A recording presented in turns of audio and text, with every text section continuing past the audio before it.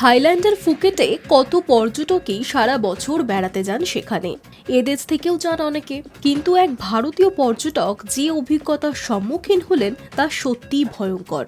বাঘের সঙ্গে সেলফি তুলতে যেতেই ঘটে গেল ভয়াবহ দুর্ঘটনা।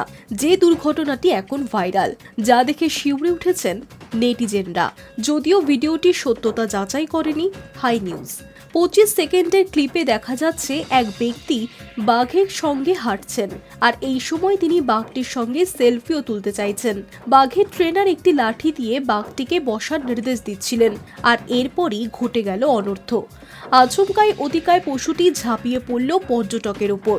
তার আর্ত চিৎকারও শোনা যাচ্ছিল ভিডিওয়ে। স্বাভাবিকভাবেই যারা ভিডিওটি দেখছেন তারাই উদ্বেগে ভুগতে শুরু করেছেন যে বাঘের আক্রমণের মুখে পড়ার পর ওই পর্যটকের কি হলো।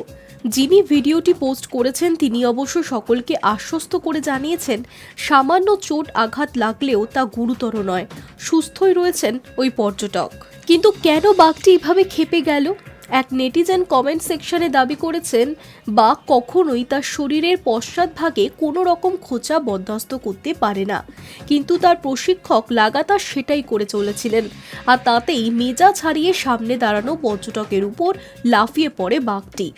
এদিকে অনেকেই উদ্বেগ প্রকাশ করেছেন বিপজ্জনক পশুদের সঙ্গে সেলফি তোলার প্রবণতাটি নিয়ে। এতে যে প্রাণ সংশয় থাকে সে কথা ভুলে স্রেফ সোশ্যাল মিডিয়ায় ছবি আপলোডের জন্য অনেকেই ঝুঁকি নিতে রাজি হয়ে যান। এতে যে কতটা ঝুঁকি থাকে তা নিয়ে অনেকেই উদ্বেগ প্রকাশও করেছেন। Hi news network.